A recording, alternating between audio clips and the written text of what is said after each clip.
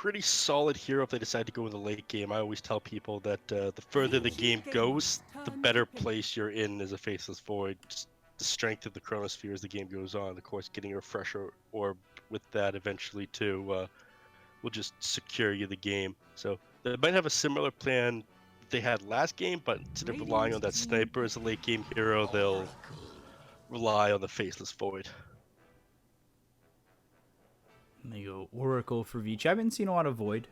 He's definitely shown up in the Chinese region, and I believe I saw him a little bit in the EU CIS region. To the point, actually, yeah, you know what? This is something that annoyed me. Me and Mo were doing Reshuffle Madness, and there was like 4 or 5 games in a row we saw Void pick up Mask of Madness, and it was what got him killed every single game. Just not being able to time walk away? No, and then he'd die. And then finally, like the 6th game in a row, they picked up Maelstrom instead, and like me and Mo had this long distance over Discord hug of just relief. We're so happy for you. Like, it was so hard to watch with just constantly like, oh, I can't time walk out. All right, I guess I'm screwed. Yeah, you are. It's such a good item with his like his bash and his Chronosphere. Like once you get it down, you think, okay, look at all the benefits I have of attacking with this item. But Void's not the same hero that it used to be for so many years. And even though it has that huge upside, it's like it is a double-edged sword because these days he's also that hero with the mobility, the low cooldown leap. You need to be able to do that to escape. And by getting a Mask of Madness, you're essentially limiting the rest of your kit. Yeah, I just don't think that is the build at all anymore. The Mask of Madness. Yeah, I think it's situationally good. You can get a kill on some heroes that you might not be able to, but it costs you a lot of what that hero is for now. I think it just you're thinking about what the hero used to be more than anything else when you buy that item. And they go Lich on Sirius and Enchantress on Vici, which saw a lot of that in Reshuffle Madness as well. I believe Positive guys who are in the closed qualifiers for CIS, they have a Chen player, but I think Misha, he plays Chen or Enchantress, and it was really good in the 4 position. It just seemed so strong, didn't die. Like, that was one of the things that Positive guys did really well, was their supports just didn't die. And we saw Enchantress and Chen be very strong supports throughout that tournament. But Clockwork Lich, Oracle here, he's going to give you a save as well. Gyrocopter we had seen mid a couple times throughout that tournament. Again, a different region. And then more towards the safe lane. We saw Gyro a couple times in a row where it was like, oh, we've seen him mid all tournament. Well, now he's going to be safe lane for the rest of it. 5 seconds remaining. Yeah, Enchantress is one of the stronger heroes in like 4 position, or you can even be played outside that. Did see some nerfs to the Wisps recently, and she can use to heal herself. Those things were completely ridiculous at TI. We were seeing Enchantress picked up basically every game. One of the nice things that Enchantress does actually, though, is gives people or applies a softened spell to the target that they're attacking, so it can actually purge off that Lich Frost shield now, I believe, which is pretty huge. If I'm not mistaken, anyways. I think you might be right, but and to get that, that's like one of the stronger parts for Lich. How often, especially when he first was able to put that shield, you know, when that first got changed, was he getting picked up, and just like anybody who can run in is getting that shield and you're going. Similar to, I would say, not this in the same exact way, but Grimstroke and Inkswell. Like when he first came out, it was Inkswell on me, I'm running in. And Lich, when he got that shield initially, it was, you know, put the shield on me, I'm running in. Yeah. Alright, Invoker picked up next. Do you see that much Invoker in Chinese Dota? I feel like that hero is less of a role-specific hero and more of like a player-specific hero. Like it doesn't matter what position you're playing in him. You just need to have a mastery over whoever's playing it. And then that is a D-Stones special coming at you. Like, this is the hero that made him popular. So you're about to potentially be in for a treat, although the last 2 times I've said that and I was casting a D-Stones game, you know. They weren't actually in for a treat? Yeah. And 2 is just a random number I threw out there. It's been a while since I've seen D-Stones, probably since Birmingham happened. I think that was like, I was like, oh, D-Stones on the Invoker. And then he was kicked from Master later that week. So I'm going to say D-Stones Invoker. That's cool. Not going to jinx him this time. I'd like to see him stay on this team. We'll see. But, it should be a relatively interesting game.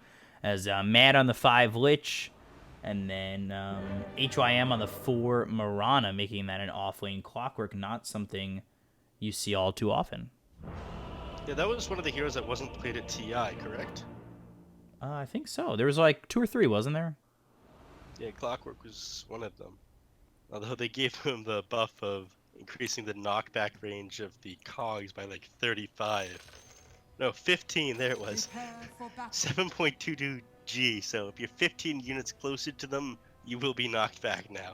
I don't think that was the buff that Clockwork needed to come back into the meta, though.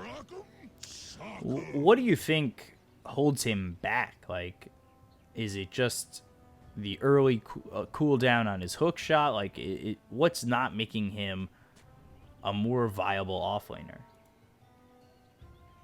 I think the low armor, his movement speed is okay but not great.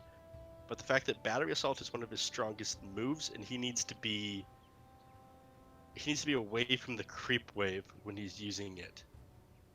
So the enemies can just run back to the creep wave, then he pushes the lane in. If he has it active, then it's even harder to get CS and be inside the lane. Same goes for Rocket Flare. You can use that as a CSing tool, but it's also something that'll push the lane forward. So if you're using that to get your own CS, you've essentially just made it harder to get CS. And that, with the combination of the low armor, just makes it too difficult for him to really get into the lane or be able to contest CS against other heroes. Ooh, arrow hits. And Yang all of a sudden in a little bit of trouble and will be the victim of First Blood again.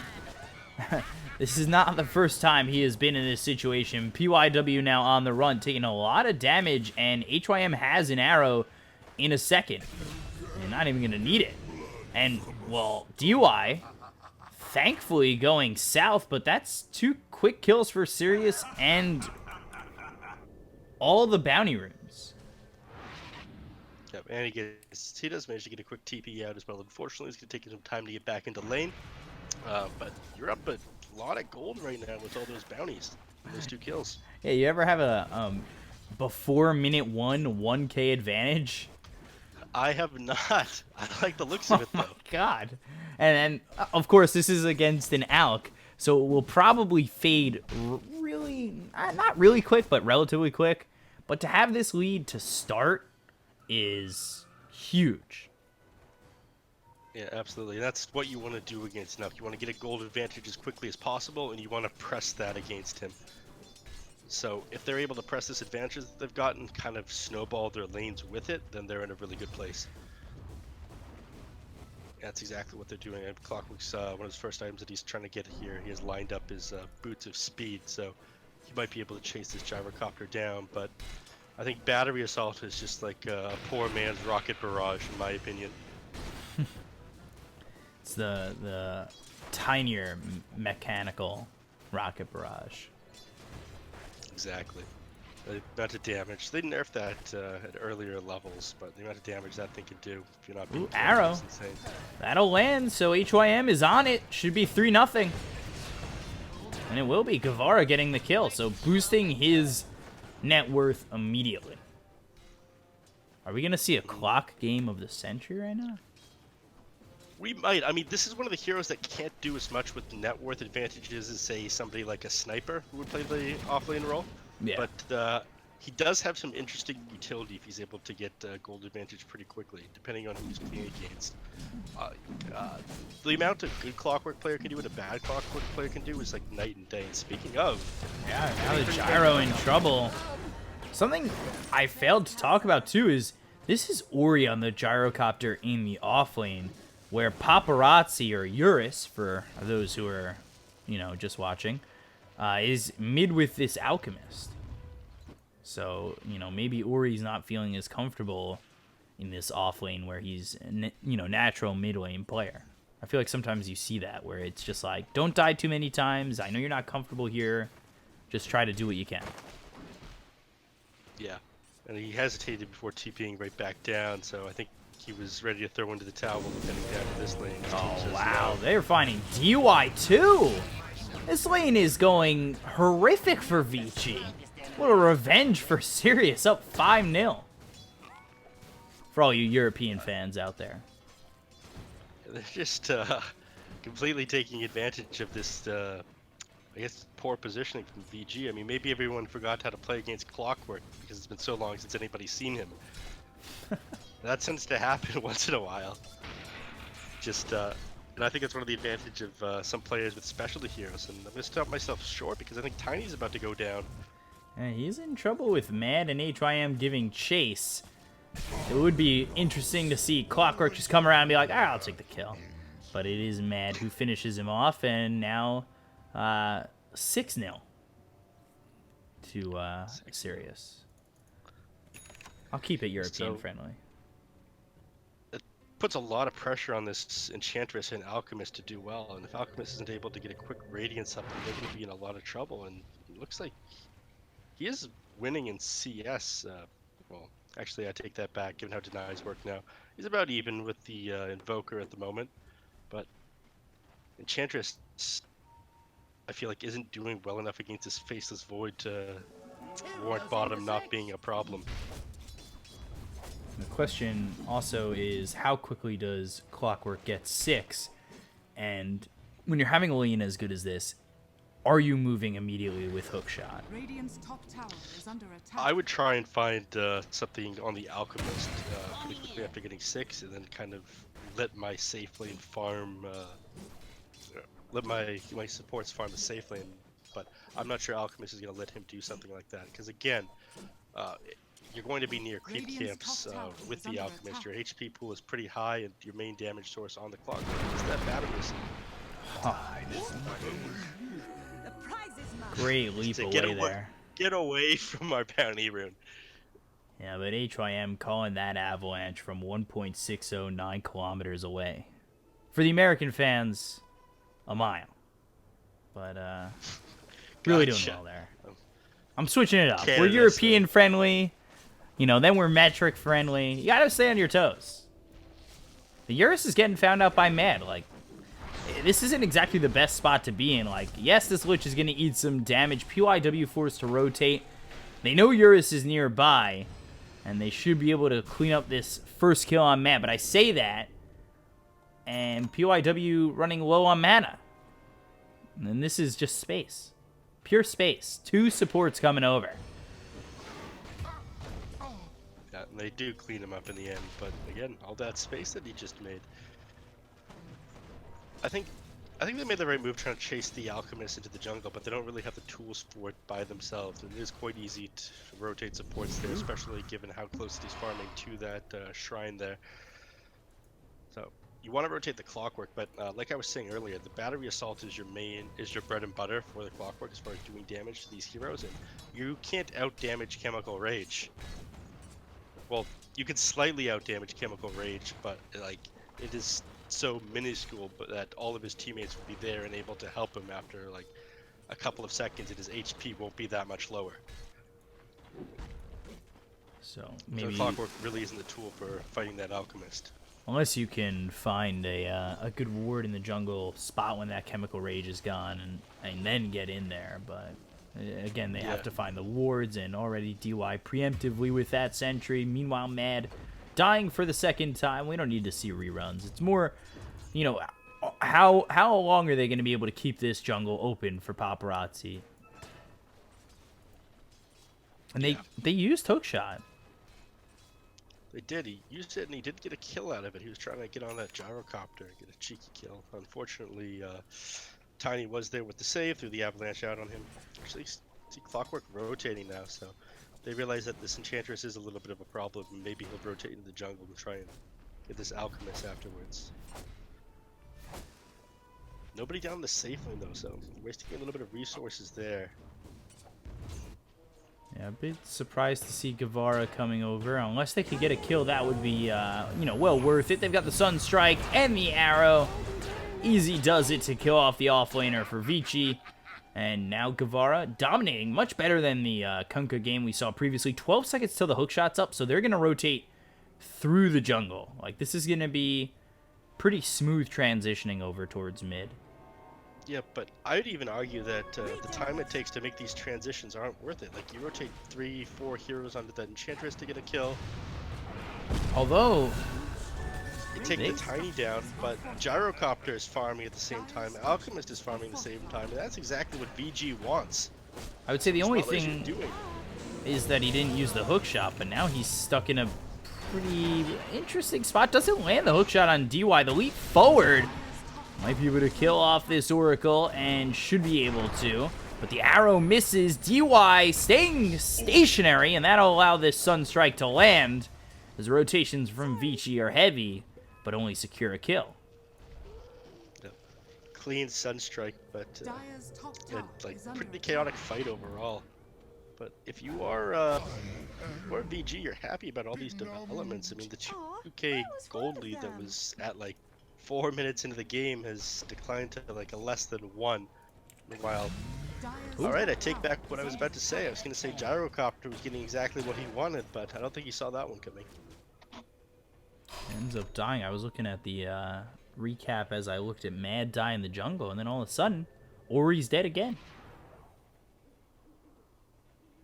So, Gyrocopter, he did get a little bit of farm. He got himself back into the game, but again, he is pretty susceptible to these Clockwork ganks, given the fact that Clockwork has so much extra net worth. Especially if this Clockwork gets a Blade Mail, he's gonna have an easier time going on this Gyrocopter. Won't be able to do anything to fight him back, really.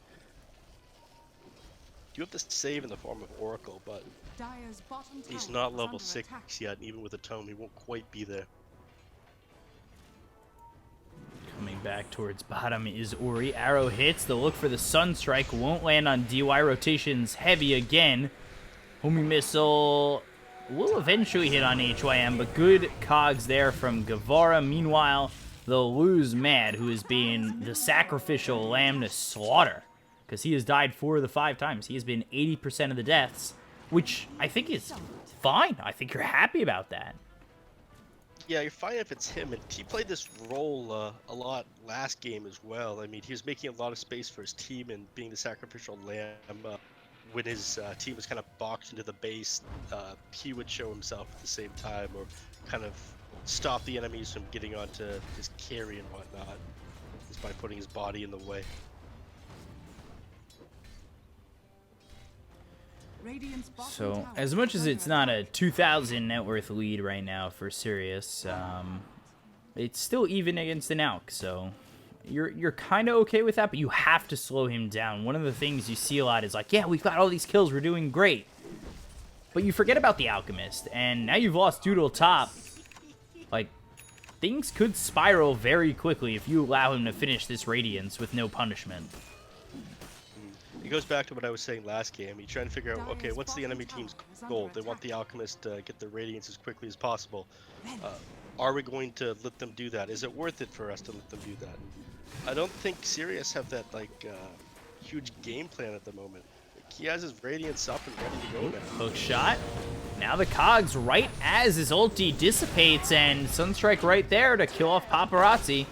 Yang makes a rotation in. He's got the heals. The damage on the Guevara is significant. He doesn't have a hook shot to get away, and doesn't have the blade mail to pop, but they Dire's won't middle get tower a has fallen. exchange kill, and then the Radiance is finished within the death timer of Paparazzi. Yeah, so I guess they made me eat my words right away there by that gank onto the Alchemist, but he does finish his Radiance just before he dies, so he doesn't really lose a lot of gold. Not slowed down too much, and now his farm is just going to accelerate like crazy. Was nice that they didn't manage to get that revenge kill though. Yeah, I didn't get So here he anything goes. back. And these are the camps that you want right here, the skeletons. So he managed to farm 2 of those big Dark Troll Summoner camps, gets the extra bounties from all the skeletons. They kill Yang bottom. They bring D-Stones over. Guevara's there. Finishes off the Blade Mail. Meanwhile, Mad gets avalanche and tossed up. And they'll clean him up. However, top, Doodle kills Ori. So there's kills happening in every lane. I don't have 3 computers to run 3 different Dota programs to have the triple split. In the triple split, we only have 3 cameras, but the viewers only have 2 eyes. No one really likes that one. Come on. But the kill up in the top lane, faces Void threw out a Chronosphere, and Velgar threw out a Sunstrike underneath it. So decent communication happening. They've really sped up their gameplay on Sirius. I think they realized that they're in a little bit of a pinch. That things just keep going VG's way. Interesting that they are able to throw the Sunstrike top, considering they had just gone bottom for Yang. That means he held it going for the Enchantress and then used it over towards top. That's that 4D chess you were talking about off camera earlier. Big brain plays. Everybody's grouped up here in the mid lane. Clockwork does have that blade mail that I was talking about earlier, and he's going for a BKB as well, which I really like. I'll give him more of an opportunity to get on top and split like the team fight up into 2 sides. And I was going to get to that earlier, how this is one of the things that separates a good and a bad Clockwork player, but I think they might... Yeah, they're going for a smoke gank here under the Moonlight Shadow, but Ori knows something is up. He is way out of there. We'll see how far they're able to rotate, if it's just going to be through the jungle now for a warding expedition, but everybody on Vici is towards bottom. Is, after BKB, Ags the next item for Clockwork? I'm not sure. I mean, yeah, the item adds a lot to your kit as far as being able to throw out those hook shots constantly, but you don't really have the mana to sustain it unless like you have multiple heroes on your team with mana boots. So I'm not sure that they'll even go that unless he decides to pick up a mana item immediately afterwards. Radiant's bottom tower is under attack. Right, they're in a pretty bad spot right here on Sirius. Clockwork exactly where he wants to be in the front. And they'll put the armor on him. Hookshot coming through, but they've got the avalanche. There's the arrow. Hits on Yang. Sunstrike following it up. The Chain Frost bouncing around. DY needs to run away, but he's going to be caught in this and end up dying.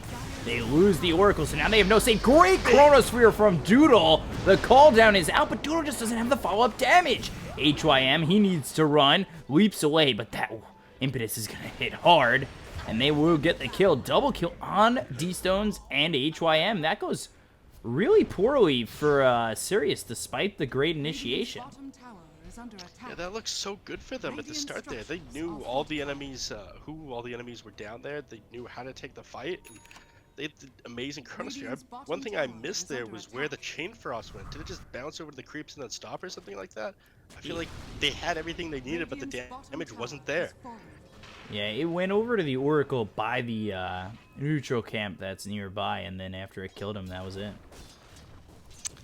That's pretty unfortunate, to be sure, because if that was bouncing around in that Chronosphere, and I think that's what Void was aiming for, like, he set up for his allies, but his allies didn't have anything once he landed that amazing Chrono. Well-gotten gains. Even if you have the best Chrono in the world, it just goes to show you, if you're not playing around your team, like, Chrono 5 heroes means nothing. Yeah, you still need that follow-up unless you're 6-slotted. And even then, you know, you're getting a singular kill by yourself, probably, at 6 slots. I'd also like to add the Clockwork. I think he was below half HP already when he popped that blade mill, so not that much use he's getting out of that 2200 gold item. And even like a hero like a Centaur, who has the same net worth the Clockwork had with a Pipe of Insight, wouldn't have been able to win that fight. Clockwork, not even close. That might be one of the reasons why Clockwork just isn't the hero that he used to be. But separating the two teams properly with Cogs, like if he managed to like push Gyrocopter one side of the fight and block the rest of the team off with the other, while his team dealt with the Gyrocopter, it could have been a different fight. This is, you know, been a good chunk of downtime here for Paparazzi to just now move into going for a Bloodthorn. He picked up the Blink Dagger, and now it looks like it's straight into a Bloodthorn. It's a bold move to go for that. A lot of the time you'd see something like a Mantis style picked up instead. But I guess he feels it's necessary, maybe for the Faceless Void. They just don't have the right amount of lockdown for him without it. When you can make sure he can't time walk out, or, you know, if you just let him buy a Mask of Madness, it becomes a lot easier to kill off this Void where he doesn't get that second chance, really. Yeah. And some of their disables for him, like the Tiny has to be in the right position to be able to get on top of the Void, which isn't always easy. And they also, the Oracle, it's a route, but that has to travel through the air and get to the Void before it'll hold him down, which gives him some time to react. So they'll come over with the smoke. See if they can make anything happen as they'll place the ward down. Arrow hits, and now the Oracle might be in some trouble. The Sunstrike was maybe a little too preemptive there to hope that DY went a little bit south. Radiant's middle tower has fallen. And they pop the Chemical Rage. Now Sirius trying to find an opening. The Tornado doesn't hit, neither does the EMP. And, well, everything kind of just fizzles. Yes, so everybody starts to back off after that. I mean, Alchemist's ultimate's used, so out of there he goes. A little bit closer to his Bloodthorn. What's the thing? Yeah, he's got the first chunk of his Bloodthorn at the moment, which is pretty useful. I completely forgot about that change to Alchemist that happened just after TI, where he lost that mana regeneration with his ultimate. So that could be another reason why he wants to go Bloodthorn over another item, is the mana regeneration he gets forward lets him sustain himself outside base and not having to buy clarities.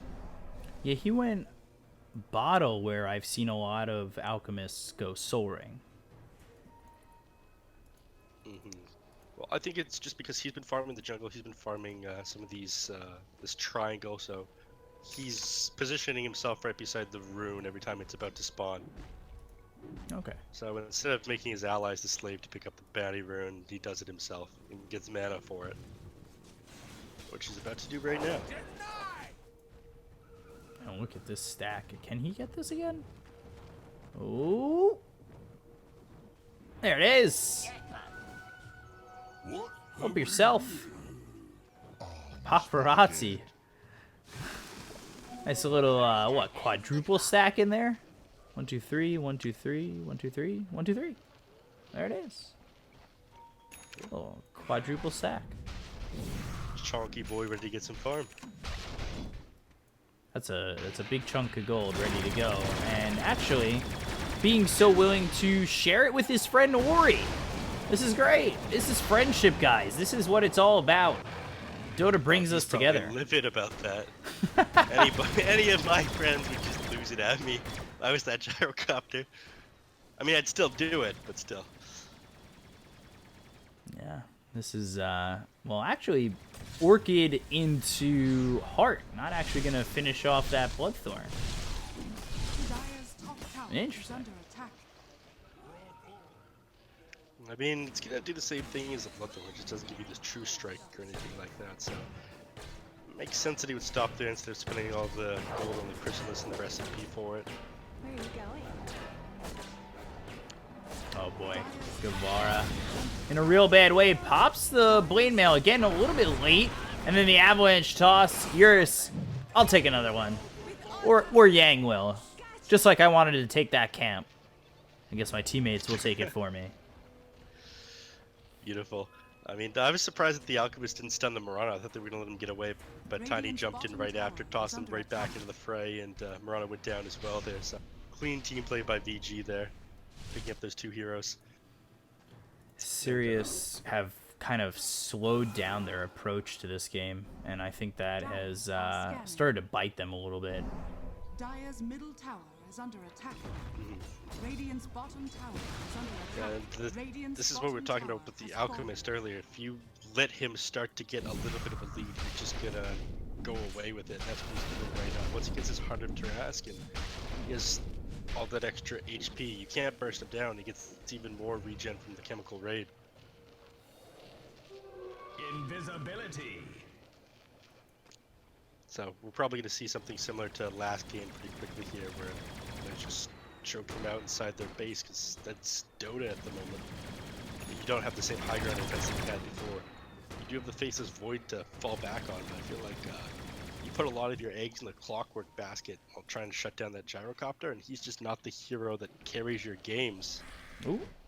Yours, though. Doodle's right under his nose, and there is the Chrono committed with the Deafening Blast, Sunstrike, and Meteor coming in. They've got the stun on the Doodle. He'll pop the BKB. They'll look for D-Stones, and it's a BKB just to escape, which, you know, the just to is not meant to minimize that, but it's, you know, yes, you escape, you keep your life, you don't feed anything back. So, very worth it. Mm-hmm. Well, I think you need to establish a little bit more map control right now on Sirius. For sure. I think they're trying to do at the moment. They're placing sentries all over their own jungle. And can we talk about that sentry update, or the sentry updates, where they've limited the amount of wards inside the shop real quick? I feel like it hasn't really changed anything. Yeah, I mean, I still have teammates buy out and throw them in the base, but I don't think it's really changed much. Yes, you could throw them, like, yes, you had the ability to throw them all over, but I think it wasn't a change to... People weren't buying that many, though. Not as many as, like, to buy out the shop. Yeah, I don't think it was a limiting factor on sentries for a game. I think it was more a limiting factor for trolling and just buying out on sentries in pub games, as we see HYM try to get away from Ori, but ends up falling. No more mass couriers, no more sentries. But yeah, they don't actually get control of their jungle again, and VG securing more and more of his victory, or more and more of advantage as this goes on. And I don't think Faceless Void is going to be able to do the damage to bring these heroes down. His net worth just, it's lagging behind. I mean, CS wise, Alchemist is 289.4, and Faceless Void is like 100 CS behind him. Yeah. Eurus Paparazzi has been on point. I think I was hoping to see a little bit more from D-Stones. He's 4-1-4. Don't get me wrong. He's having a good game. Again, I just think the pacing from Sirius, where they should have kept it up, really like fell flat.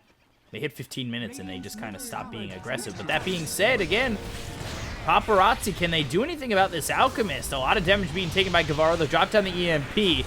That'll hit onto Yang. Good Chronosphere. There's the Chain Frost bouncing around. They get DY and Paparazzi taking out Yang, looking over for a fourth on the Tiny, and that's what Sirius needed.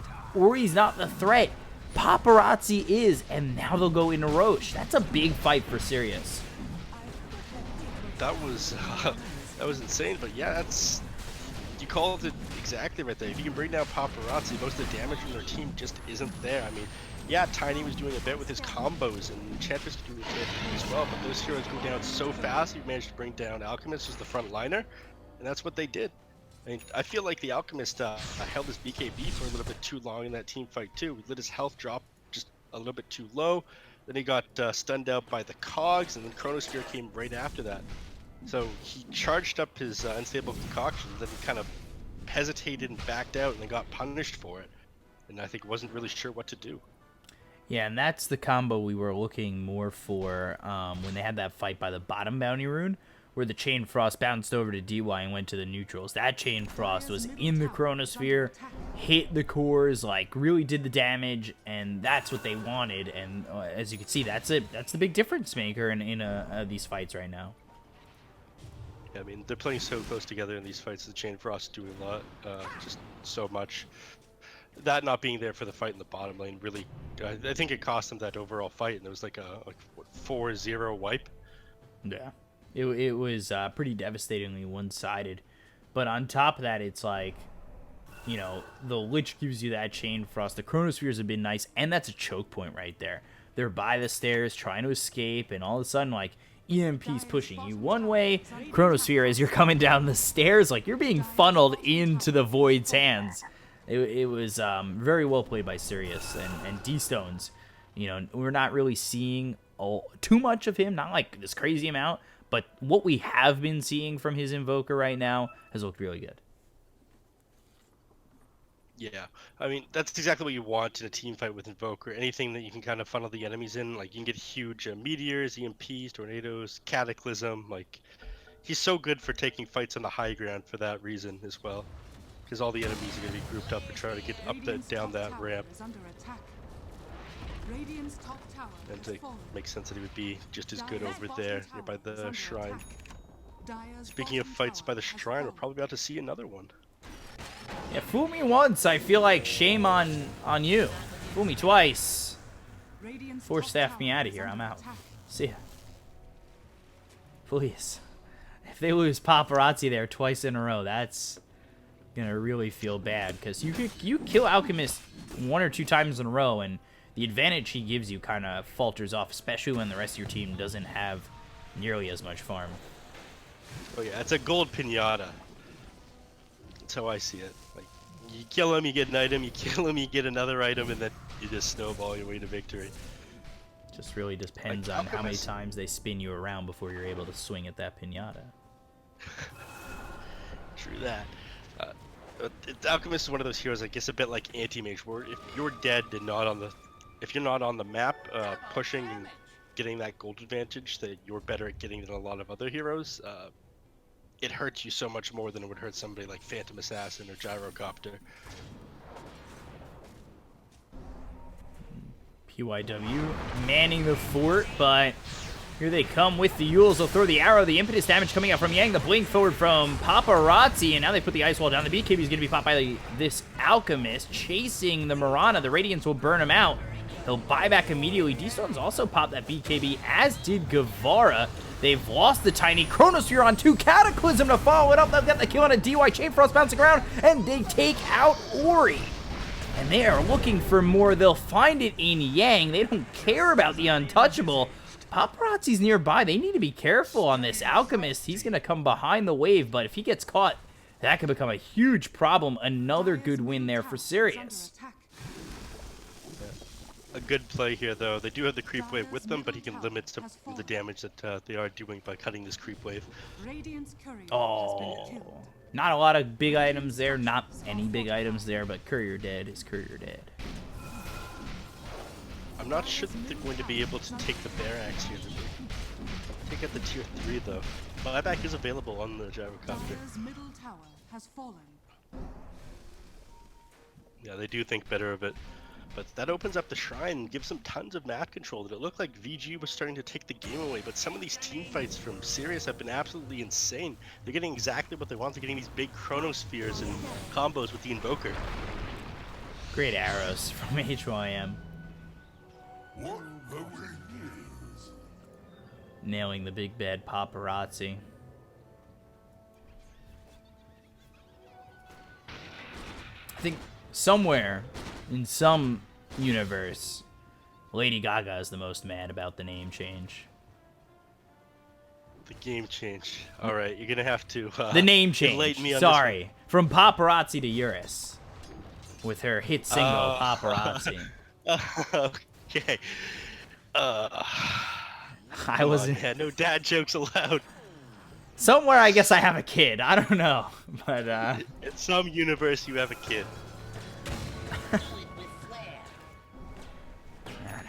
All right.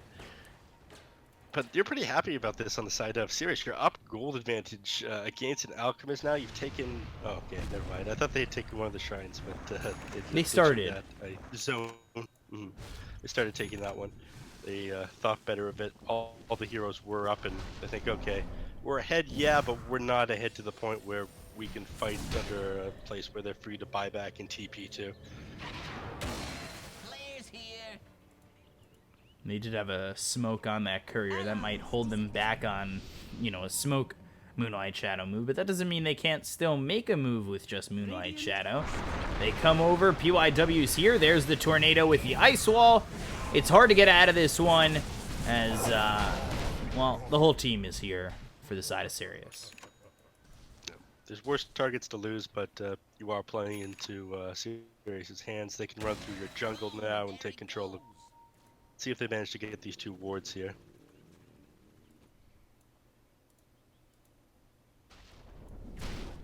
But the Tiny getting caught out. I mean, he's just trying to take advantage of any space that his team is willing to give him. This goes back to what we were talking about in the previous game, is you can wait in your base for Dire's top shrine the enemies is to get under like a attack. 20k net worth advantage, or you can go out and take a couple of risks. So by them killing him and going on him, he's been giving space to his Alchemist and his Gyrocopter, who they're not going to be Dire's going top on. shrine has fallen. So as bad as it is, as long as you're not dying in a position where they can take your base, dying up there top lane while shoving it out is completely reasonable. Sirius taking that top shrine, starting to control over by where Roche will be respawning in at least a minute. We'll see if it's a short or long spawn. And Axe for Alchemist has the Orchid in his backpack. Okay. Probably okay. I mean, maybe he swaps it in every time he needs a little bit of mana charge. Yeah. Makes sense. Maybe. Debatable. Debatable. That's pretty expensive item to be putting into your backpack, though. I mean, maybe he swaps his boots out for it once in a while when he's about to take a team fight or something like that. When he knows that the enemies aren't going to be moving so much. Makes sense that he goes for Aghanim Scepter now, though. The question is who you put it on. I think Do with you put it on the or you building the Gyrocopter? Satanic. Yeah. Yeah. That's what I'm thinking. If he's building the Satanic, you gotta go for it. And now Alchemist kind of surrounded by Sirius. He's in a really bad way. Doodle's right here. He's got Chronosphere ready. He actually goes towards the top side of this fight, away from the Alch, who's been stunned up. There's the arrow. Looking to throw a Chrono, but doesn't want to throw it on his team, and instead misses Eurus. Oh, no. Oh my god, Loda. He's turning in his grave.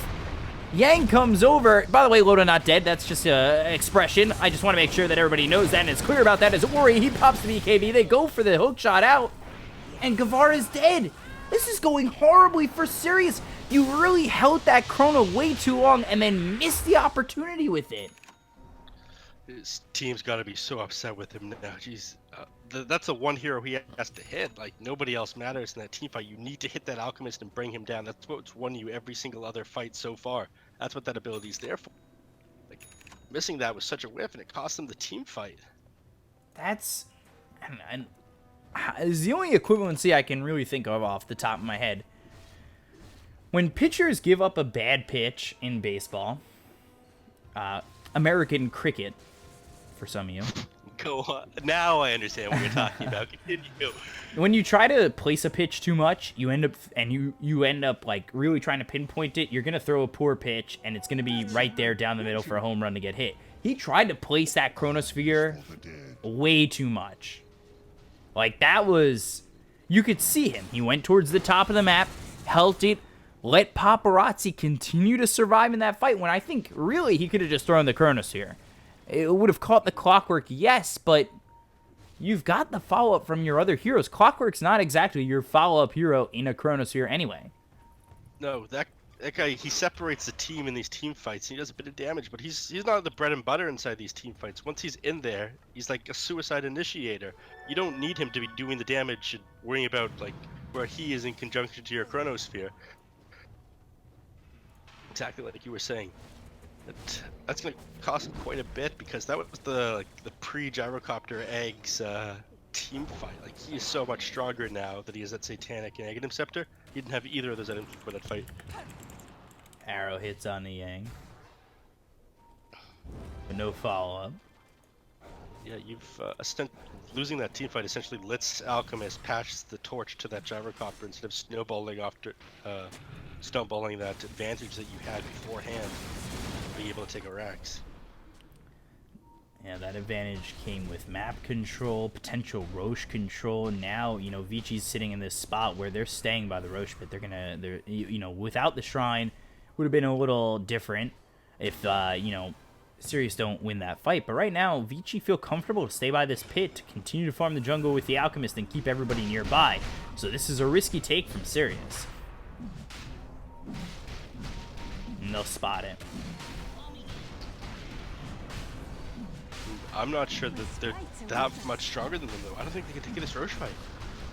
We'll see. Here comes Paparazzi. Stun hits on a 2. Now they look over D-Stones. They've got the BKB. The hook shot comes through. And now they've got the Chronosphere with the Cataclysm. Isn't going to be enough damage. It hits on Ori as well with the BKB. The Chain Frost bouncing around. Oh, PYW saved by the False Promise. Here comes the Tornado. Nobody dead on the side of Vici just yet. A lot of heroes low on Sirius. The dust comes through. Hits on D-Stones as well as HYM. Still, nobody dead and gone. But here comes the Avalanche from PYW as well as the Toss Mad trying to survive here as Ori hits away at Guevara with the Satanic hook shot away on a Paparazzi. They lose HYM. There's the impetus shot to kill off Guevara. 3 heroes dead without buyback. Deafening Blast pushes him back. But again, Vici, how do they come out on top in that fight? How do they come out on top after Sirius had controlled for so long, and now they've got Aegis and Cheese? It's a complete disaster for Sirius. I mean, you used so many resources on the Alchemist for that fight. I mean, the wall fights were happening elsewhere in that. Like, you were hitting him inside the Chronosphere. He just had too much HP regen. He's getting like 160, 170 a second. And you couldn't bring him down with the damage that you had. You need everybody on him, and you need that Spirit Vessel on him while he has his ult up. When he has the Heart and the Chemical Rage, he just has too much HP regen. They couldn't bring him down. And they couldn't get the Tiny either because the Oracle was waiting outside the Chrono. He had the right angle. He popped it on the Tiny afterwards, so the Alchemist really wasn't in any danger there. The Oracle would have been able to save him as well. So you've hit your timing. You've hit all the items you need on VG now, and you're taking advantage of that. I feel like that team fight where they whiffed the Chrono was their last real chance on Sirius to be able to take the game. Yeah, it felt as though maybe Ori wasn't in the position to fight yet, and like that was your opportunity to go for it. Now you've lost to tier 3, you're gonna lose this top shrine. Yes, D-Stones did take a bottom tier 3, like that's a little bit of a consolation prize, but all of a sudden you're in a problem here. Yeah, I mean, I'm not sure where they go now to recover from this one, what their big item is. I mean, Clockwork isn't going to have any like major power spikes or changes from this point in the game. There's not really anything he can build to increase his DPS. And Void and Invoker whacking away on that Alchemist showed that they didn't have enough DPS by themselves.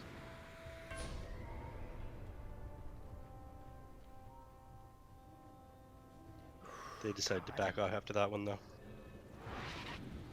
I can't believe this is turned around after that hit, just that Chronosphere turnaround.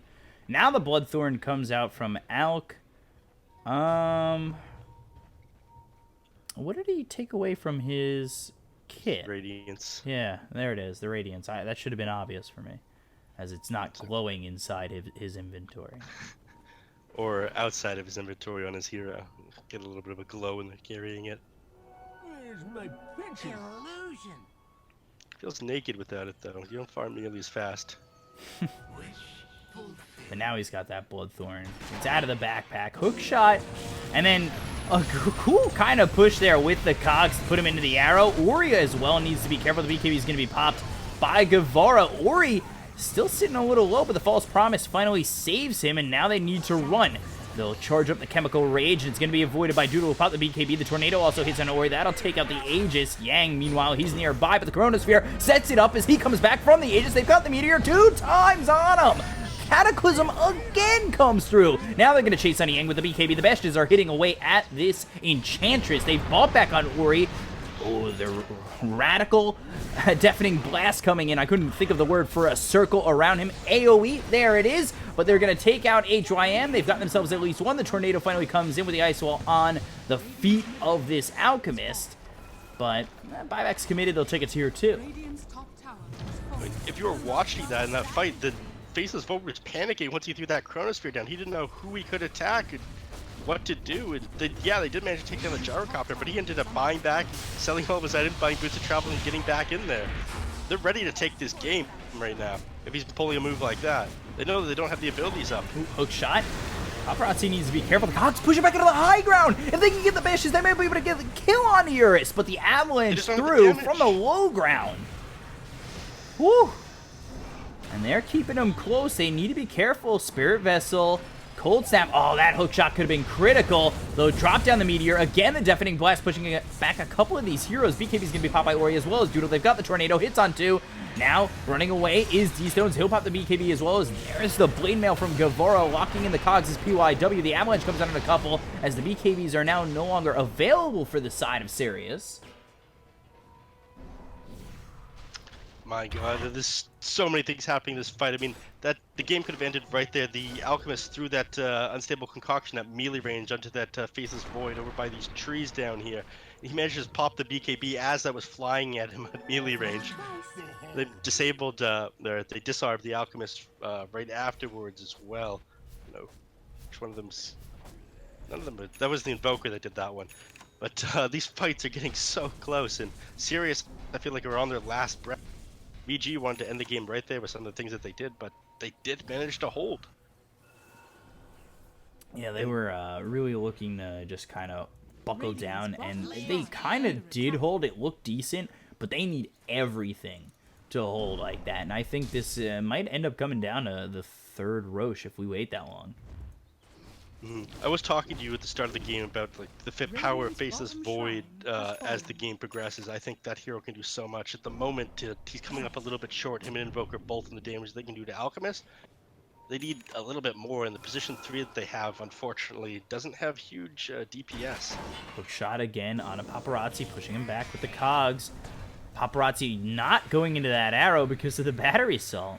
I think the split second that held him back ended up the timing of the arrow missed. But that's exactly what you want to be doing with Clockwork onto the Alchemist now, is you want to be moving forward a little bit, then pushing him back into your team and using that cog to hold off the enemy team as much as you can. But even if he does that, we've seen once he has that ultimate and BKB popped, he's not going down. He survives that couple of seconds he has the BKB on. So you need that Spirit Vessel on him if you want to be able to bring him down.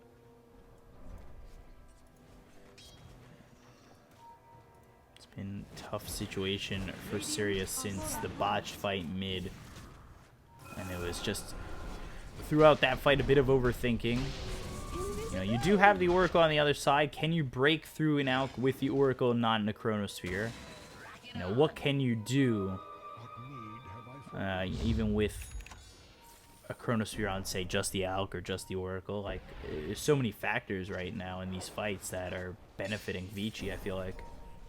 It is hard. Like, maybe you need more items on the Clockwork. The Faceless Void goes on the front line, gets Chronosphere off in the Alch, and then Clockwork goes in the back line, kind of separates and creates chaos back there. But it gets tricky to line up. Charged up. That's going to land. They've also got the Silence Link. It's going to be placed onto this Mirana, trying to get away. BKB's popped around the horn, but they've got the bash. Oh, Doodle! Almost stayed. Here comes the double Cataclysm. The False Promise saves Ori. They get the kill on a man, but they lose DY and Yang. And False Promise will run out. And he does end up dying, so D-Stones with the triple kill. Doodle goes back in on the Paparazzi. None of them have buyback, by the way. This could just be the game. They kill off the Alchemist, and now they look over the tiny full team-wide potential here as PYW trying to survive. The buyback comes out from Paparazzi. The arrow hits. They'll take him out, so it is technically a team wipe. And, well, you've got the damage to push in. I'm not sure they can defend this. They can't hold for the time that Oracle's back. They have Fortify, yeah, but I'm not sure that's enough. The Alchemist can cut this creep wave, though. If he manages to get this, he can delay them. He needs to bring down these catapults. Oh, they pulled Fortify. He's stalling this, though. D-Stones will still be there. Can't. He's stalling what time he can. The Enchantress and the Oracle are going to be back up by the time they bring down this. They ping tier 4s. They're not going to go for Axe. They're going straight into the 4s. Oracle and Enchantress have buyback, but what is it worth to them?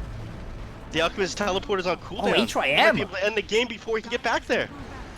HYM ends up dying. They'll lose the Mirana, dead for 100 seconds. They look at the other tier 4. Doodle trying to do something here, and now they back off. They get the tier 4s. The BKB is going to be popped as they found Paparazzi. He needs to run because he doesn't have buyback if he gets killed right here. They need a bash, please. Whew. They need to survive this. Are you going to back off right now if you're on the side of Sirius? I'm not sure you're going to get another opportunity like this. Oh, but Roche is up, and you take it quicker than Gyro or Tiny's going to be back alive. do have the Aghanim Scepter here. It's going to be super useful for the Faceless board. Looks like he's going to be the one to pick this up. He's freed up an inventory slot for that. It could just be the Aegis. He give him the Yeah, he goddamn took both. scepter. He took both. All right, so that's gonna save a lot of time for them as well, because the cooldown for Chronosphere without that Aghanim Scepter now is huge. It's like what, 150 seconds at all levels or something? Oh, Chronosphere 140. 140. Not the analyst I used to be. It was now 140 at all. Now 60 seconds. I've got you to back me up here, though. Anyways, yeah, down to 60 seconds. It's going to give them a lot more room to do different things, but that was so close. They almost won the game right there. They should have realized that the Alchemist was going to spy back and then jump to protect the creep wave, because that's the only thing he could have done in that situation. Dire are scanning. If they had set up for that, yeah, knew he was going that to would have been a big brain play to know that he was going to do that, though. Maybe I'm expecting a little bit too much. Who's this Ags coming out on next? Is it? It's not the Tiny. Shadows take us. I wonder. Could be the Oracle? Yeah, I No, wouldn't I feel like expect give it to the be the Tiny. Tiny. Do you? Even with just the E-Blade 4-staff blink? Like, I mean, that thing is scary. What else do you really build? He's got a moonshard for himself as well. Do you build a moonshard and give it to the gyrocopter instead? well, I mean, Gyro's got his Ags already. And then... I really do wonder. Who did he give it to? Dire's bottom Oh, shrine he gave it to the is under Enchantress. attack. There it is. Yeah, that's what I figured. Just now? Yeah, Oh, the Enchantress yes, he has did. the Ags Has now. fallen. I was looking through all the heroes, and Enchantress was one of the ones who had it. I thought he had given it to him. Whoops. Yeah, it makes sense. Got the extra attack range, though. He trapped one of his own teammates in the Chrono. The Enchantress can do a lot of damage to him there. Sirius with a net worth advantage. And Alk no longer leading the net worth. It's Void by a mile. Well, to be fair, he's bankrolling the rest of his players. When he builds one of those Aghanim Scepter, the net worth is transferred over to the hero instead. So, that's probably hook more shot. common. They're actually going in. Oh, okay. Thought for a moment it's that tease. They've got the Ags on the clock right. They're willing to do that. Doodle, I don't know if he understands the amount of damage he was just taking. Tornado He thinks he's EMP. Paparazzi's still fine. Two teams are playing with fire at the moment. Playing the old hotspot. That hookshot's way further than I think he intended. The Beekeeper's going to be popped by Guevara, and now he's kind of in alone. Sunstrike coming through. They look over. Paparazzi continuing to get bashed up. They'll also use the Chronosphere. Lock him down with the damage coming out from Yang. The Cataclysm is going to follow it up. They are trying to get this kill, but they don't have the damage. The false promise is through. Can they heal him up enough? They look over at H.I.M. They've locked him in low. But again, look, trying to run Moonlight Shot. How does that end with no kills?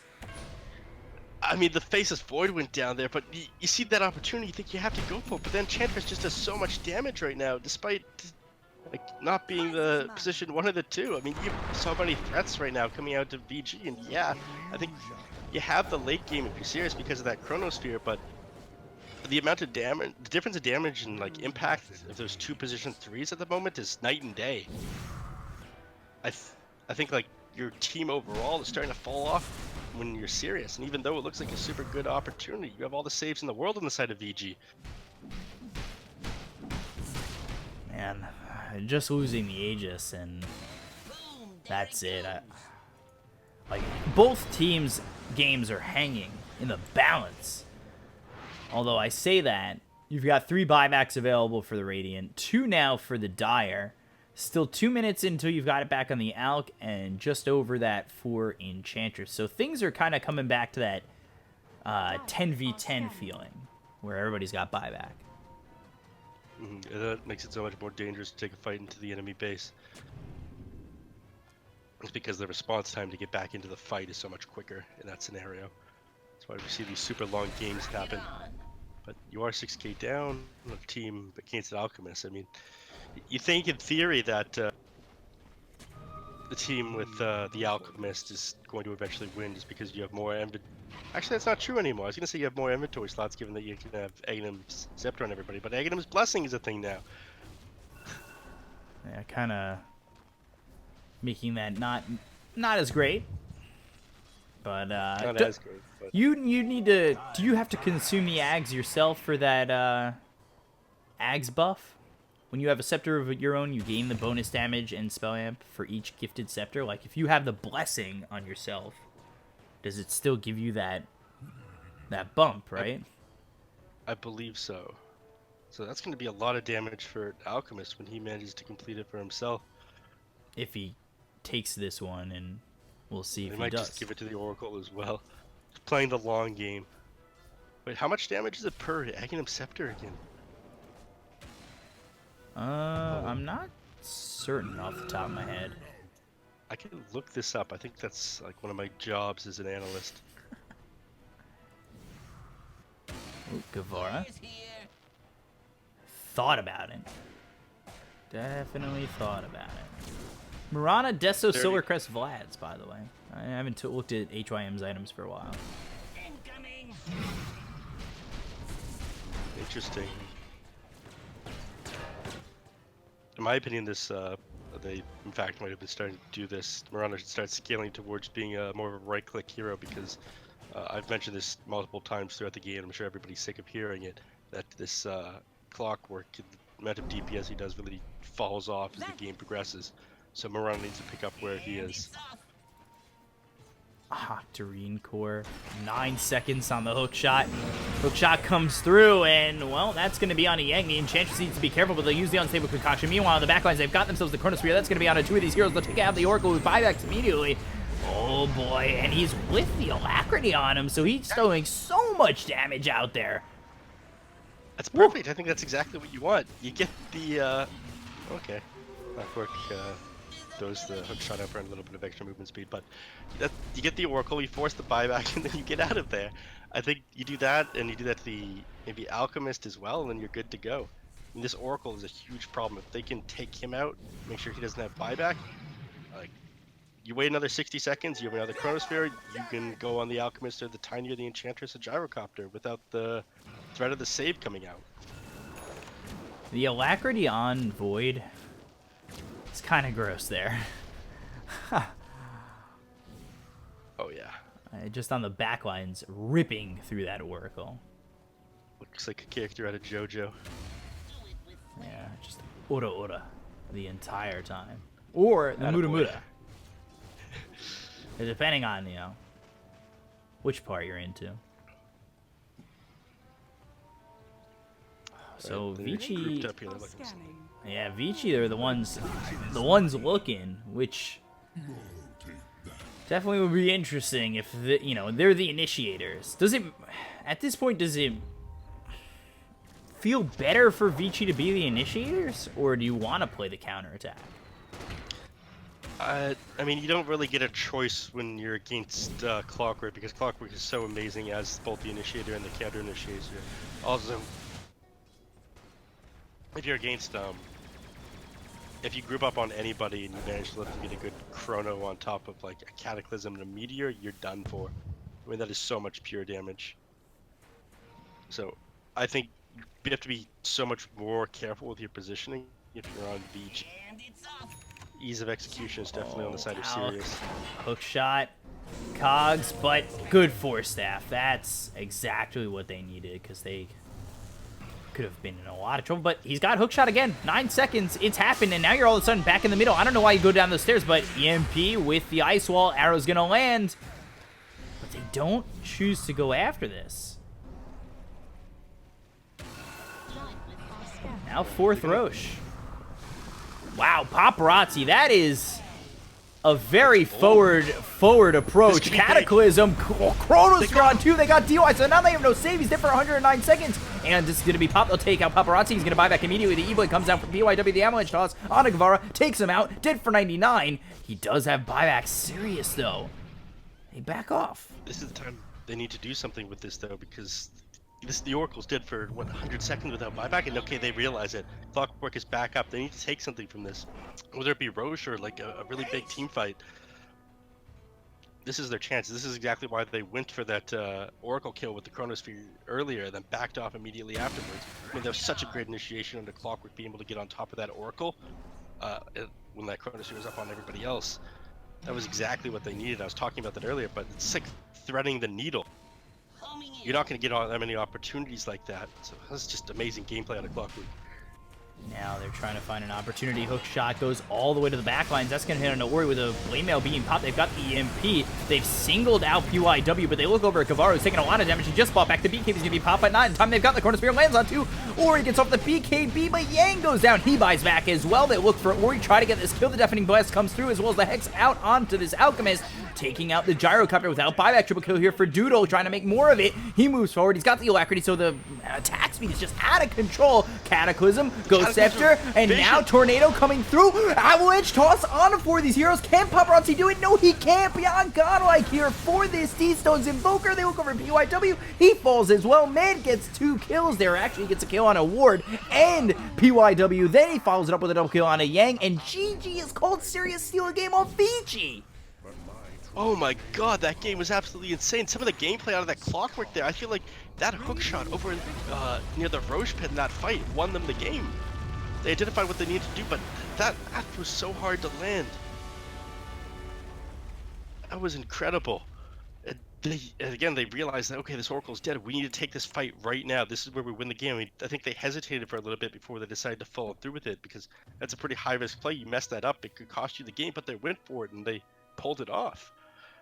That is beautiful gameplay out of Sirius. Yeah, that is a statement game to beat probably the best team out of China right now.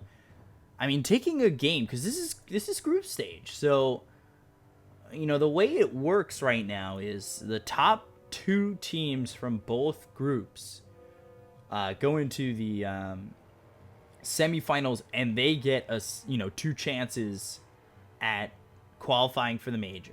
You win that semifinal, you're in. You lose, you go to the 3rd place match, and you win, you're in. Like that's your opportunity. And landing yourself in the upper bracket guarantees you at least a minor. You know, if you do happen to lose 2 of those best of 3. So taking 1 game off the strongest team, that is huge. When your group is eHome, IG, Sirius, Vici, and, the open qualifier, look for Smile, like, taking 1 game, splitting the points here, that's huge. And Vici almost brought it back, but at the end of the day, Sirius, look at this. D-Stones and Doodle combined for 2 deaths. That's insane. 26, 2, and 37 between the 2 of them. That was wow. Amazing gameplay. D-Stones really, I think D-Stones and, Guevara, those 2 just absolutely insane this game. I was talking about the flaws of Clockwork and how he falls off towards the end. He's not as good as some of these other offlaners like Centaur these days, but that guy made work of his hero. Yeah, Guevara played, remarkably well, and it was just wow. I mean, I'm impressed. I was kind of slamming down the new Sirius roster. I'll be honest, at the beginning of the series, I was like, I don't know if I trust this roster, because it was such a bigger named roster previously. The last edition with Sylar and Co. seemed stronger. But this is a statement game. Early in the season, Sirius take 1 off Vici. All of a sudden, the group stage becomes, a toss-up here. And the Sirius have cemented a potential, that's an oxymoron, giving themselves the potential for a top 2 finish to move on to the upper bracket into the semifinals. So, I mean, that's a 1-1 on the best of 2. Next best of 2 coming up is eHome versus IG. That'll be coming your way, I think, immediately following this. So stay tuned for that. We'll be back with that in just a moment.